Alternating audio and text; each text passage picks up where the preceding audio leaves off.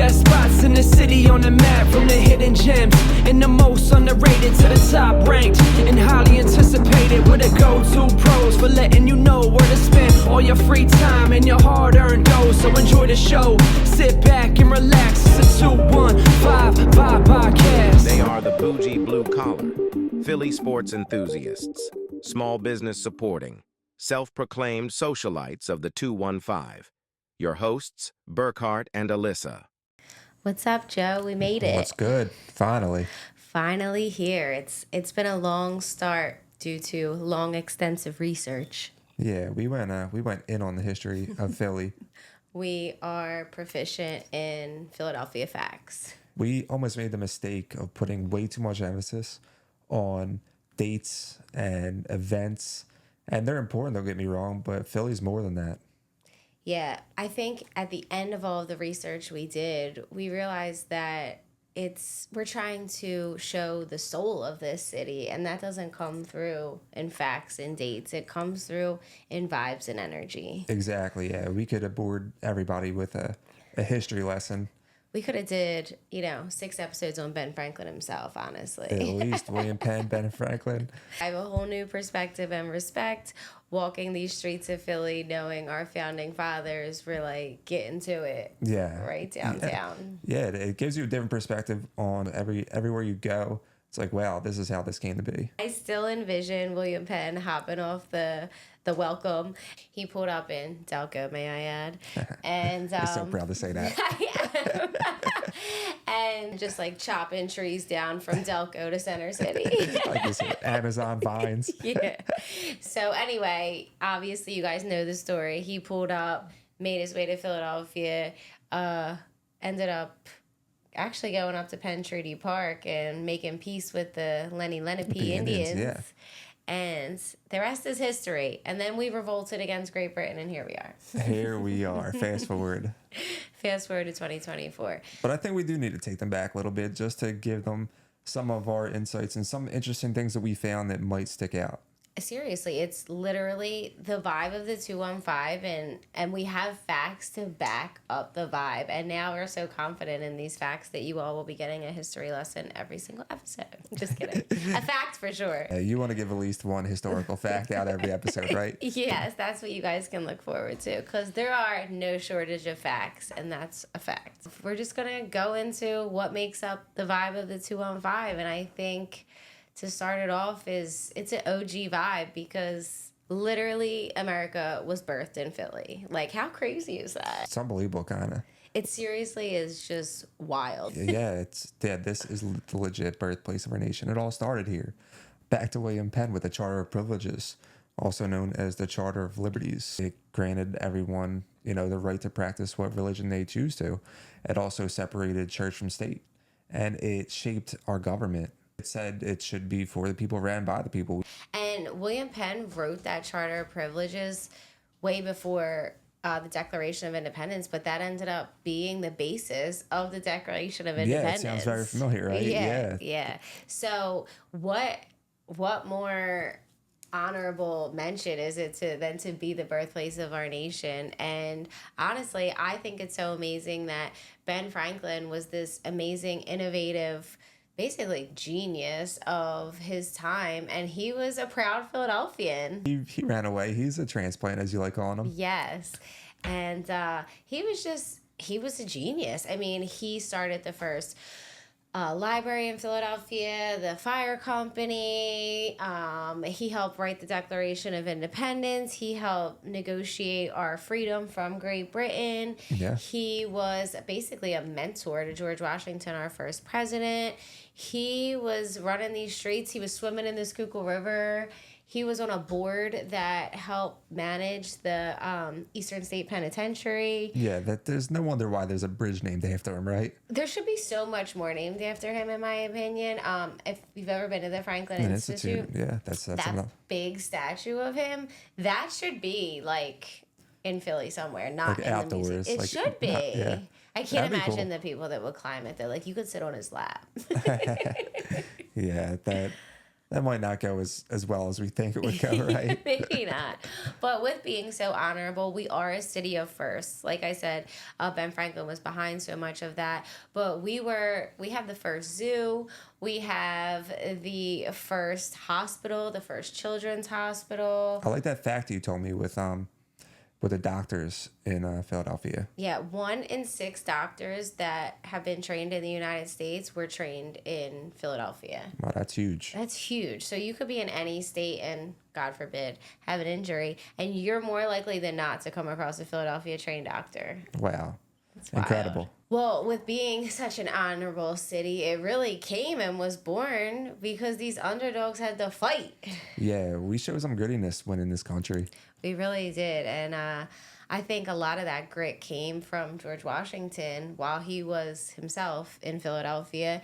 They said that he lost more battles than he won, but at the end of the day, that grit carried him, and that dog mentality. That dog in him. And he really led us. They said he led us through a gruesome battle at Valley Forge. It was the winter. It was cold. It was cold. I heard it was around his birthday. He wasn't like a young buck then. Like he was kind of a little bit older. He was a mature man. He was a mature man leading these boys to victory, and he took a lot on the chin. And I think that's where that energy was born in Philadelphia from him. With that, just the way this whole country got started, from the bars and talking about this isn't working for us. I think we could run this our own way, and better than the big dog is at the time. You know, the people that started this, and we took that off of them. Like that just speaks for itself of that underdog mentality. Yeah, can you imagine, like, just to pause and sit in that for a minute, like you said, with that, those revolutionary vibes are buzzing around Philadelphia.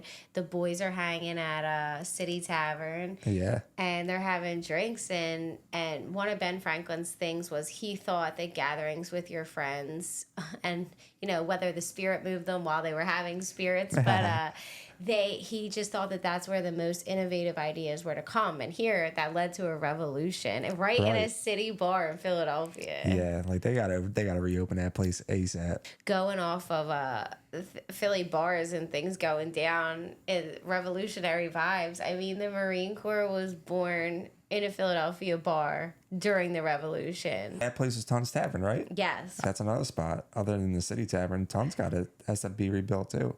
Maybe they will. We have the 250 year anniversary coming up. Yeah. In 26. Oh my God. I wonder what Philly's going to do. That's going to be wild. Yeah, probably parade, obviously. Right? It's definitely parading. Wow.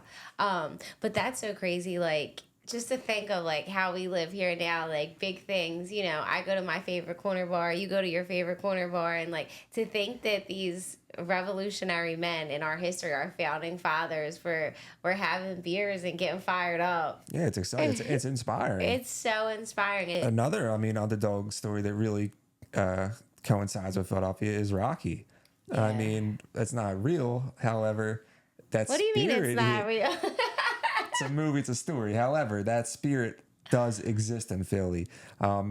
It is an identity of Philly. It became an identity of Philly. 1,000%. And there is no like bigger underdog energy than Rocky. I mean, you watch a Rocky movie, you're ready to put your head through a wall. Like you said, it's like the art museum, but it's called the Rocky Steps. Yeah. It's not the art museum steps, it's the Rocky Steps. Absolutely.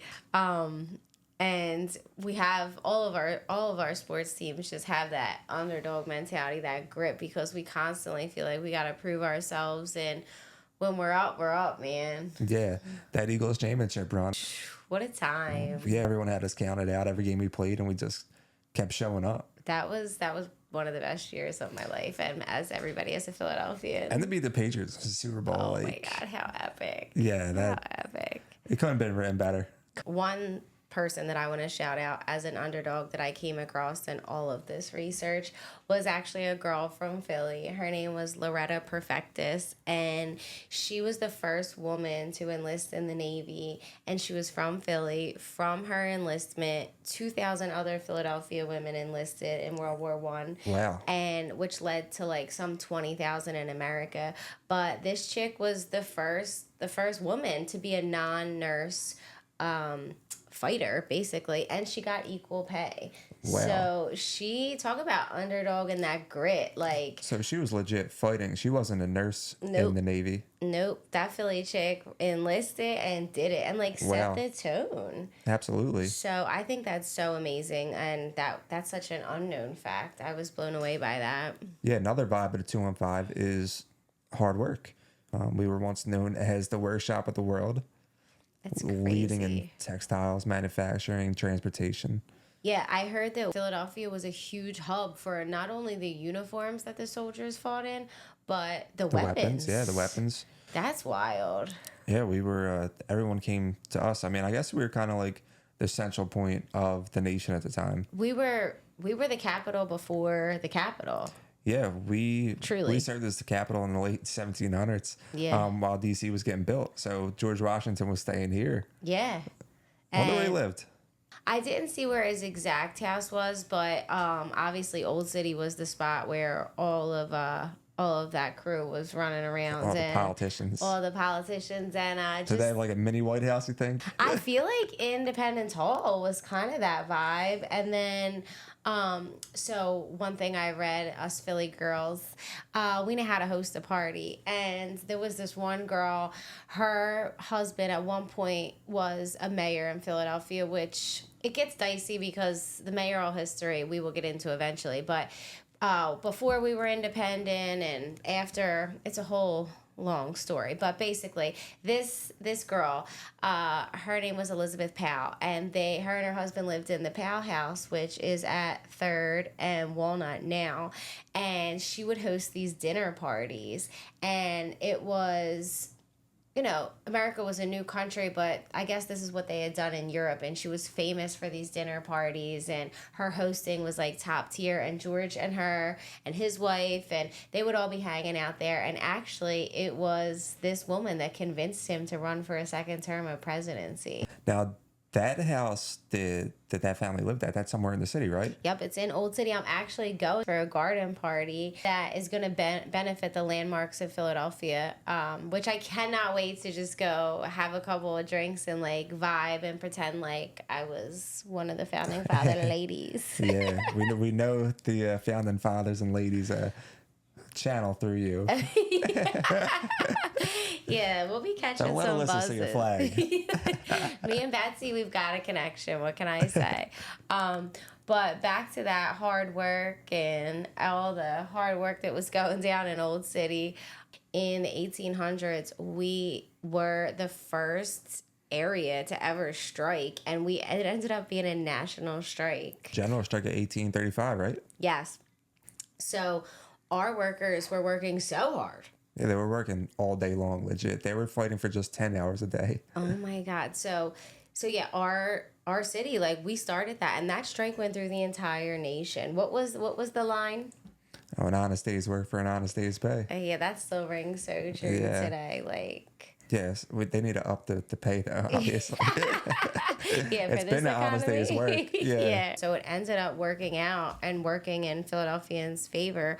But aside from that, one of the first unions ever started in Philly in like 1794, and it was a shoemakers union, which, at that time, obviously that was a big gig. But fast forward to being in this blue collar city we're in, I mean, the union life is so big here. My husband's in the union. You were a union guy. Your brother was in the union. Everyone knows a union guy. Everybody knows a union guy. And you know who's not using union workers when they got a big rat out front. Oh, yeah. I always That still inflatable rat is... That's a Philly vibe. That's a Philly vibe right there. Pay your workers. That's a bottom line. Yeah. We've always been a really just and fair city, so I think equality is a vibe that we should put into that 215 vibe for sure. Yeah. So another vibe of our city, and always has been a vibe, which this was like astonishing to read to me. This was so dope that we have been for equality from the jump. Yeah, well, circling back to the Quakers, the Quakers are people that believed in everyone is equal. When they got here and they saw that like the essentially like the boats coming with slaves in and out of the ports, they really like stood their ground in their belief of freedom. And actually in 1688 it was the Quakers of Germantown, they denounced slavery in the first recorded formal protest in North America against the enslavement of African Americans. So, well, actually the enslavement of Africans, because I don't think they were African Americans yet. Yeah, for sure. But they stood on that, and that really, I mean, what they did and what they put into the universe at that time had led to Pennsylvania and Philadelphia specifically being on the right side of history. And so much so that we were, you know, talking about the abolition of slavery. Yeah, the gradual abolition of slavery. It was to basically ensure that all, you know, the next generation would be free, that they wouldn't grow up in slavery. And that started in Philly. Yeah. It was written shortly after we became a nation in 1780. So freedom for all, essentially, Yeah. as Americans, which is so cool that, you know, this was before the Civil War even happened. So it was like we were really on the right side of history always. And another thing with equality that I loved reading about William Penn was when he got here and he wanted that to make peace with the Lenni Lenape Indians that were already here. Like, they said that he was coming, like, bearing peace, and Penn Treaty Park is named for that peace agreement they had, which is so cool. You know, knowing that Penn was a Quaker himself, I do believe that there was a good relationship there, and the history books do say that it was a mutual relationship based on trust. So I think that's good to note. Yeah, like equality is what has been the vibe. But with equality, I think shows our diversity. It's so diverse in its culture. You could be on one block and get a water ice, go down the street, get some Chinese food, you know, hit the next corner, you're at an Irish pub. Like, there's just so much different stuff going on here, and it's great. It's what makes the city what it is. It really does, and all that research we did with the immigration and all the different groups immigrating here, and thank God everybody came, because like you said, we have such an expansive cultural restaurant scene and food scene, and it was so cool to hear like the Italians when they came over here, they brought the water ice out, and just everything that came from that diversity, so much good food. Like, we're so lucky. It speaks for itself, how everyone came here and adapted and brought their own culture with them. And then that fact that we came across that I thought was sick, around the World War, I believe that it was 60% of Americans were either immigrants or first generation American. Yeah, that is just, that's amazing, and that is America. That's how it is. But definitely in Philly, like, we feel that block by block. Yeah, for sure. And the fact that we've all learned to live peacefully together over time through our research and our history. There was so many cool stories I heard, although there were a couple of throwdowns. There's Irish Protestants versus Catholics was getting wild. Yeah, the Irish Catholics were not liked when they first got here, for sure. Yeah. They were accused of trying to take the Bible out of schools, and there was a bad disease going around, which was also blamed on immigration. So yeah, they didn't have it too good. And for a while there. It seems like so many, you know, that's like a general statement amongst so many immigration groups at different points, you know, that we've all had to like fight for our way here and for respect. But it made us who we are. Seriously. Just being able to walk down the street and see, you know, something of each culture really stick out. And all the different parades and food festivals, like, we've really respected and kept all of those traditions alive, and I can totally appreciate that. And at FDR, I don't know, have you ever checked out the Southeast Asian market over there? No, I haven't been. Oh, it's popping. Is it? It is popping. Yeah, I'm looking forward to that this summer. Have you been? Yeah. Did you get anything? I have tried a couple of things here and there, but anything exotic? I'm just like, I'm exploring my cultural palette, so I have high hopes for this summer. All right. We'll have to get back to us on that one. Yes. And what always, I think, brought us together, which is, I think, one of my fave vibes is our loyalty to tradition. Yeah, we like our traditions. We like our parades, especially. Oh, Philadelphians, we be parading. Yeah, the Mummers Day Parade, obviously, probably one of the most notable ones because everyone's kind of curious what it is, especially if you're not from here. Yeah. And then you got all the way back in the 1700s, the St. Patty's Day Parade. It's been going on since before we were a nation. And in our research, it was crazy. Like around the Spanish flu and all of these dark, hard times, like Philadelphians still paraded. Yeah, parading is ingrained in our DNA. Literally, like we do not play about a parade, and good and bad. Like I read about the parade when they paraded Abe Lincoln's body through our city up Broad Street and all the mourners that were out.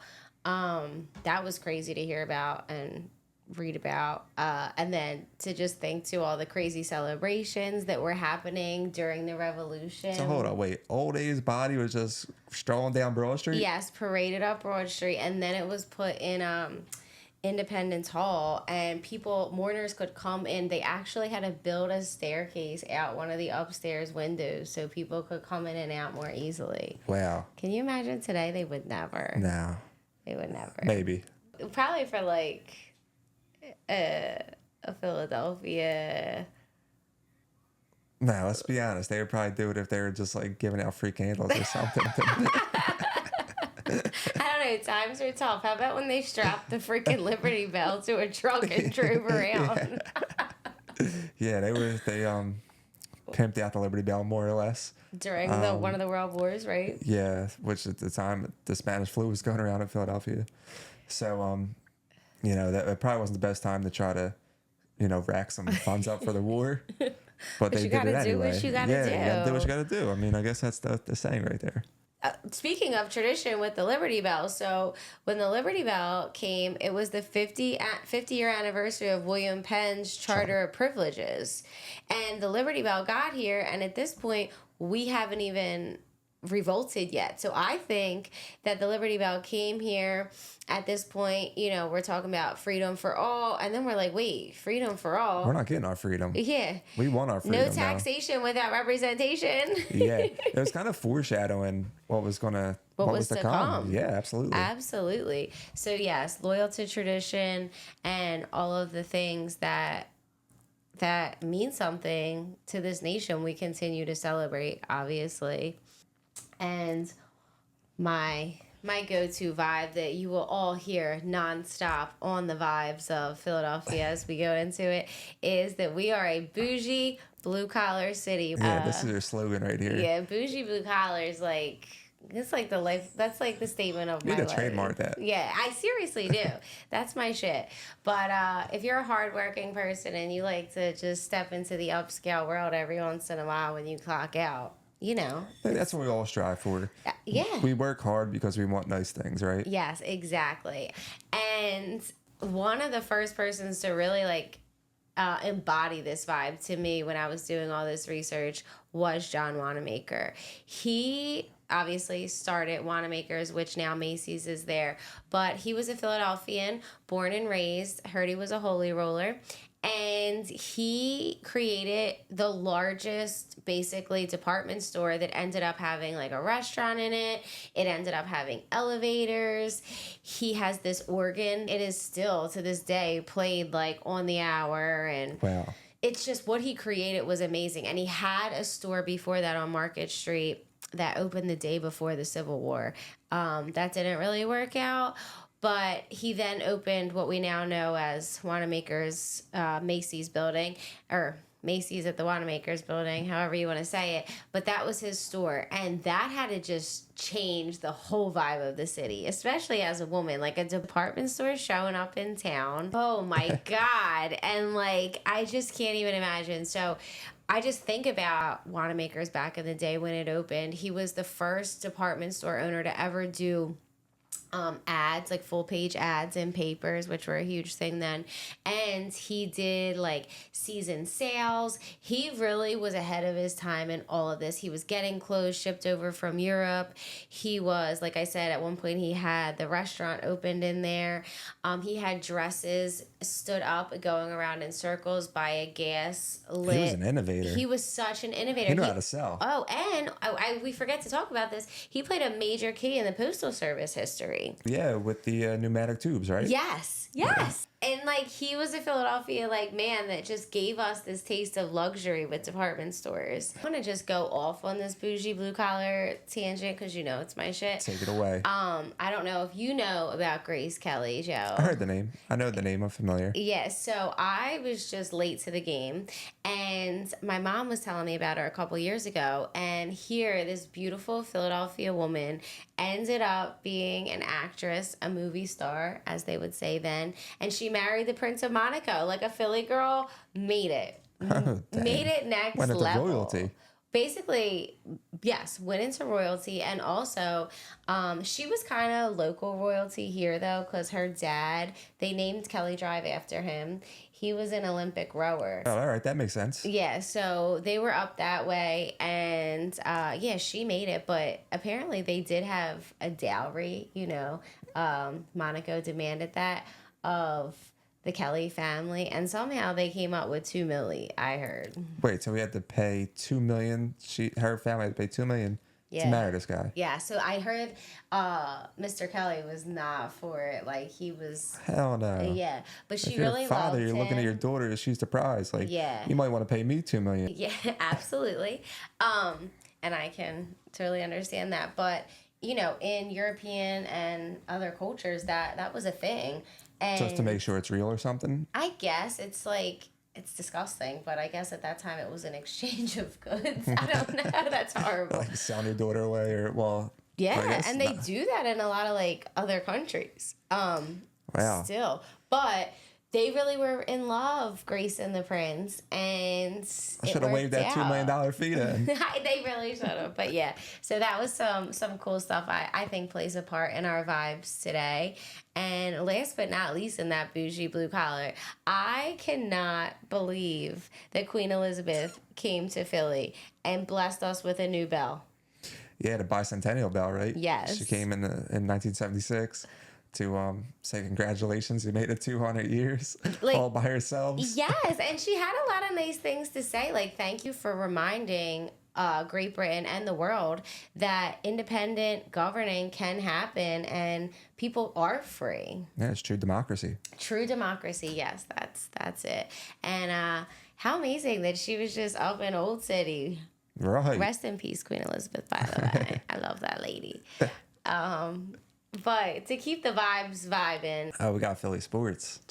The passion. How do you encapsulate Philly sports into just a few sentences? You can't, right? You literally can't. They're a vibe. It's a life energy. Playoff Philadelphia sports. If you are a Philadelphia sports fan, no matter where you are, this is such a cool thing too. Like Philly sports, there are so many people through the country that just like go hard for Philly teams. And if you know, you know. If like you know, you know. You could be anywhere and like you see somebody with a Eagles hat or a Sixers jersey, it's automatically like go Birds. Go Birds. What's up? So that vibe is next level, and we're so lucky in our lives to have experienced the championships, the championships, and the Super Bowl parade. Yeah, the Super Bowl parade, the World Series parade. Yes. What memorable speeches too by Jason Kelsey and Chase Utley. Jason putting that Mummers outfit on and standing up at the art museum on those rocky steps, and just another transplant that embodies Philadelphia. Like that was magic. That was perfect. It was perfect. It was unbelievable. There was nothing more Philadelphia wanted to see than him, you know, giving that speech he did and wearing that Mummers costume that day. Can I tell you how proud Ben Franklin and William Penn would have been? Yeah, I can tell you a few things that they wouldn't have been too proud of as well. and my girl Betsy. But yes, like Philly sports is such a big energy to the point where we're like such superstitious people too. When I met my husband, he was crazy. He'd be like, "You can't wear that shirt today. Like, you got to wear the shirt you wore last week when they won." Like, he's the worst with it. Oh, But wow. now knowing about the curse of Billy Penn. I was actually just talking to my buddy about that today.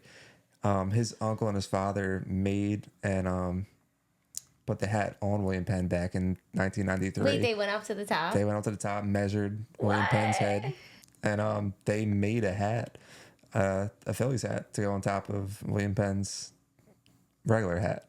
But we lost that year. Yeah, unfortunately we lost, and his uncle got his balls broke a little bit, saying that that's the reason they lost, and that was the real curse, the hat. Oh, but wait, tell me about the other curse, though, like the original curse. So for anyone that doesn't know about the curse, it's when we decided to build a building that was taller than City Hall, which was Liberty One in like 1987. Which was crazy because we thought our city hall, which is the dopest city hall in the country, we thought that it was going to be like the tallest building ever, and then they started building the Eiffel Tower. We were the tallest building for a little while in the early 1900s. It didn't last too long, but No. City Hall was the tallest building for a little while. And City Hall is just one of the most beautiful buildings. Yeah, that's a piece of work. That was well thought out. Yeah, it's absolutely stunning. But wait, back to Philly sports. The best is like going to work the next day after like a big win, or like everybody's feeling it. Like I'm riding Septa and everybody's just got that buzz. Everybody's feeling it, and you're just like, yeah, go sit. You know, not Yeah. go Sixers right now. But. Yeah, but that's a good point. Even though Sixers just lost, everyone kind of shares in their defeat, like the agony, Yeah, the pain. you're right. Like the next morning, you just see people and you know, like no one's in a good mood. Like we just lost last night. Yeah, absolutely. And it is. It's like this feeling that we go through together, because at the end of the day, we are this community. We are this are fan Philadelphia. base. Yeah. Yeah, And we are ride together and Philadelphians. we fall together. Yep. And I think that's what we're just trying to reinstill it with this podcast. I think, we're both passionate about so many topics that are going on all the time. How we got this started really was just being good neighbors, having Yeah. beers outside after we met. Exactly. Sitting on the stoop. Just being good people. Even back to our passion for our sports teams, like God forbid, a rough loss happens and you're at a bar and like that vibe is so It's like the air just bad. gets sucked out of the place. Oh my God, it's like you can't get out fast enough. God, people start breaking bottles and shit. It is not good. That still happens if they win too, though. Oh, but that's a different break. That's like a that's like a It's a good destructive break. You're right, though. You're right. But in this research, and obviously if you're a Philly sports fan, you know that we are so due for some wins from our Sixers. Flyers. The Flyers for sure. So the Flyers parades, which I'm so mad. Like I wish, rest in peace, my grandpa, because I wish I could talk to him about this. The last time the Flyers won was they won back-to-back years, and they have parades 2 years in a row. Like, I read that they were, like, rushing the ice. It was crazy. I want that energy. Yeah, you want to experience that again. Well, for the first time. For the first time, Yeah. because I've never experienced it. And I didn't realize, like you said, hockey playoffs are, like, right now. Yeah, they're going on right now. So if we had a parade, it would most likely be in June. So that would be, like, the perfect parade, because at the moment, all of our parades are in, like, colder weather. Yeah. New Year's Day, obviously, freezing. Yeah, St. Thanksgiving Day, Patty's. freezing. St. Patty's, freezing. The Eagles parade that we had, freezing. We were so lucky to have that, but that was the most amazing day ever. But yeah, absolutely freezing. Yeah, cold as hell. The other one that was kind of good was the Phillies parade. It was like still decent weather at the time. It was October, November-ish, right? Yeah, yep. Yeah, we're due for that too. Oh my God, I thought we were going to have it last season, but we almost won the Stanley Cup in a couple years. Yeah, 2010, we played the Blackhawks, and we almost won a Stanley Cup. I remember watching that game. It was about 2 weeks before I got injured.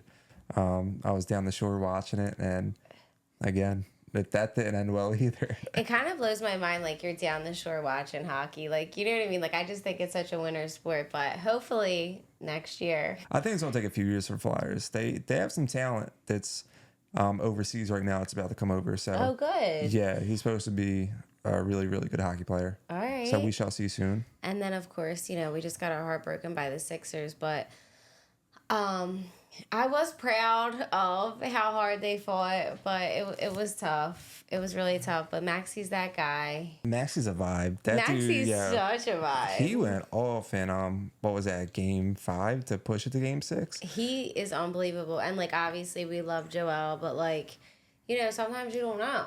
No. We love Joe. We love Joel. There's no buts about that. No, absolutely. But my man is just a giant. It's painful to be him. Yeah, he just has some bad luck come playoff time. Unfortunately, he's always injured. It's a shame. People are poking his eyeballs out and shit. My man is in pain chronically, and he's huge. It's gotta hurt to be that big. It definitely has hurt to be that big. Yeah. So obviously he's the GOAT. But when he's not always the GOAT or can't be or whatever's going on, Maxi's that guy. He's that guy. He's electrifying to watch. He really is. Even with a smile, he's so cute. Out there like a kid having fun. That's He's exactly playing with his heart on his sleeve, and that's a true Philly vibe. You can That tell he's too. wearing his emotions on his sleeve. He's doing it. And what's so cute, I love when they showed the clips of when he got drafted and he was crying. He was like, "You won't regret me, Philadelphia." I was Yeah, we ain't regretting Maxi. Maxi's that dude. Maxi's that dude. Ben Franklin's that So if dude. you're going to buy a Sixers, yeah, we have a lot of dudes here. We do. That'll be another episode, all the legends. All the legends of Philly. Yeah, that's a good one. But yeah, if you're gonna buy a Sixers jersey, probably get a Maxi. Don't get a Tobias. Yeah, I think he's on his way out. I know he's on his way out. But anyway, to come back to the vibes of Philly, if you live here, you know them. But sometimes you need to be reminded, honestly. And I think we did in starting this podcast off. We had high hopes. We wanted to spread good information. And originally this, if you know, this was originally the 215 Good Vibe. But it ain't always good in the hood, as we know. Yeah, and we really didn't want to be boxed in with just promoting the good. Yeah. We, obviously we want all good, but it's just not reality. It's not reality. So, we knew that all of these vibes existed, but it really took going back in history and doing the research to remind ourselves about that, John. Yeah, facts. We it just, like you said earlier, it gave us a real appreciation for how this place came to be. Yeah. So we just want to re-energize and reignite the 215 vibe and just being a good Philadelphian, a good sports fan, a good neighbor, and just, keeping the energy positive because it is hard out there. So hopefully, you can tune in with us weekly and follow, subscribe, and check us out as we're just vibing through the 215, talking about current events, talking about historical facts, and of course what we're eating. What you eat. Yeah. All right, well, we'll see you guys next time. 215 vibe. Peace.